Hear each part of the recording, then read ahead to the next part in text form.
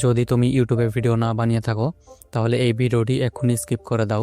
But যদি তুমি ইউটিউবে ভিডিও বানাও বা ভবিষ্যতে বানাতে চলেছো তাহলে এই ভিডিওটি তোমার জন্য লাইফ চেঞ্জিং হতে পারে। কিন্তু তার আগে যদি তোমরা আমাকে না চিনে থাকো তাহলে বলে দিই, গত 3 বছর ধরে আমি ইউটিউবে ভিডিও বানাচ্ছি। ভিডিও এডিটিং, স্ক্রিপ্ট রাইটিং, ফ্রিল্যান্সিংয়ের মতো কাজ রেগুলারলি শিখছি এবং করছি। এবং এই চ্যানেলে আমি সোশ্যাল মিডিয়া সম্পর্কিত ভিডিও আপলোড করে থাকি। তো চ্যানেলটিকে অবশ্যই সাবস্ক্রাইব করে নিও এবং ভিডিওটি যদি ভালো লাগে তাহলে লাস্টে একটা লাইক করে দেবে। তার আগে ফার্স্ট পয়েন্টটা কেয়ারফুলি দেখো। সো ইউটিউবের জন্য যে জিনিসগুলো মেনলি প্রয়োজন তার মধ্যে প্রথম হচ্ছে নলেজ অন এ পার্টিকুলার নিচ। দেখো, আজকের দিনে এমন কিছুই নেই যা ইউটিউবে বা সোশ্যাল মিডিয়াতে এক্সিস্ট করে না। তাই ইউটিউবে আসার আগে যে কোনো একটি টপিকে বা যে টপিকে তুমি ভিডিও বানাচ্ছ বা বানাতে চলেছ সেই টপিক সম্বন্ধে যথেষ্ট নলেজ থাকা প্রয়োজন। সে তুমি ব্লগিং করো, ডকুমেন্টারি বানাও বা যাই ভিডিও বানাও না কেন। যেমন ধরো, ব্লগিং করলে তোমার সিনেম্যাটিক শট কিভাবে নিতে হয়, এ রোল কি, বি রোল কি, এই জিনিসগুলোর বেসিক কনসেপ্ট তোমার জানা প্রয়োজন। তবেই তুমি বাকি ব্লগারদের সাথে কম্পিট করতে পারবে। Number 2, video editing. আমি জানি এই বিষয়টি ইউটিউবের শুরু থেকেই চলে আসছে, তবুও এই বিষয়টি খুবই গুরুত্বপূর্ণ এবং সব দিনই এই বিষয়টি ইউটিউবের ব্যাকবোন হিসাবে কাজ করে থাকে। তাই এডিটিং জিনিসটি বোরিং হলেও কেউ কিন্তু এডিটিং ছাড়া একজন সাকসেসফুল ইউটিউবার হতে পারবে না। ভিডিও এডিটিং শেখার জন্য তোমাদের কোনো রকম পেড কোর্স নেওয়ার প্রয়োজন কিন্তু নেই। এই বিষয়ে তোমরা সমস্ত টিউটোরিয়াল ভিডিও ইউটিউবেই পেয়ে যাবে, বাট বাংলাতে হয়তো পাবে না। এডিটিং আমিও হিন্দি টিউটোরিয়াল দেখেই শিখেছি, বাংলাতে তেমন একটা ভালো এডিটিং টিউটোরিয়াল পাওয়া যায় না।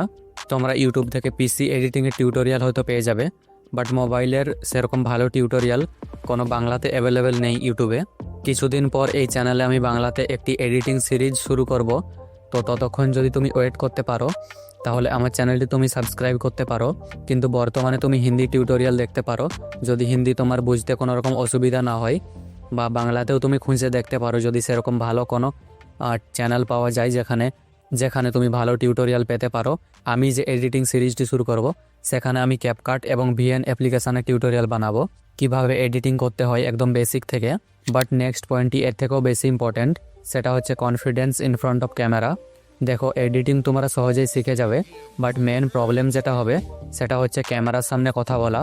যখন তুমি ভিডিও শ্যুট করবে তখন তোমার পাড়া প্রতিবেশী কিন্তু সবাই দেখবে।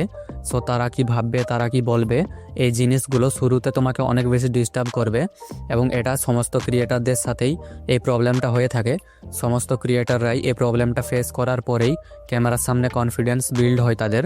তাই এক্ষেত্রে তোমরা যেটা করতে পারো সেটা হচ্ছে নিজের ঘরের মধ্যে ক্যামেরার সামনে প্র্যাকটিস করা, রেগুলারলি একটি করে ভিডিও বানানো।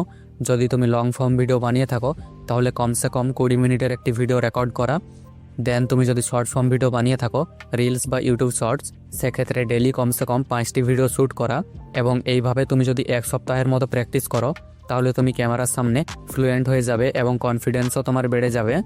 আমিও এভাবেই ভিডিও বানাই, যদিও আমার এখনও ক্যামেরার সামনে কথা বলতে অনেকটা অসুবিধা হয়, বাট যেহেতু আমি নাম্বার 4 টিপসটি ফলো করি তাই এই প্রবলেমটি খুব একটা বেশি ইম্প্যাক্ট করে না আমার ভিডিওতে। নাম্বার 4 হচ্ছে স্ক্রিপ্ট লেখা। দেখো, তোমরা যদি একটা ভালো স্ক্রিপ্ট লিখতে পারো তাহলে যে বাকি যে পয়েন্টগুলো বললাম সেগুলো কিন্তু খুব সহজ হয়ে যাবে। কিন্তু যদি তুমি স্ক্রিপ্ট লিখতে না জানো তাহলে এই বিষয়ে আমি একটা ভিডিও বানিয়েছিলাম যেখানে আমি বেসিক জিনিসগুলো বলেছিলাম। অনেক আগের ভিডিও হলেও তোমার জন্য অনেক বেশি হেল্পফুল হতে পারে। এবং নিজে থেকেও কিন্তু ডেলি স্ক্রিপ্ট লেখা প্র্যাকটিস করবে এবং বড় ইউটিউবারদের ভিডিওতে নোটিস করবে তারা কিভাবে হুক ইউজ করছে, কিভাবে মেন কন্টেন্টটাকে রিপ্রেজেন্ট করছে এবং কিভাবে তারা আউটরো দিচ্ছে এবং ভিডিওতে কল টু অ্যাকশানের ইউজ কিভাবে করছে। বাংলাতে ইউটিউব সম্পর্কিত তেমন ভালো চ্যানেল নেই বললেই চলে, তাই আমি হিন্দি চ্যানেলকে বেশি প্রেফার করি, যেমন টিউব সেন্সাই ডিকোডিং ওয়াইটি। তবে বাংলাতে তোমরা আমার চ্যানেলটি সাবস্ক্রাইব করতে পারো, আমার সাবস্ক্রাইবার বাড়ানোর জন্য বলছি না। বাট বাংলাতে যেহেতু সেরকম কোনো ভালো চ্যানেল নেই তাই আমি কোনো চ্যানেল রেকমেন্ড করব না। একটা চ্যানেল ছিল ওয়াইটি দাদা নামের, বাট সেখানেও এখন রেগুলারলি ভিডিওস আসে না।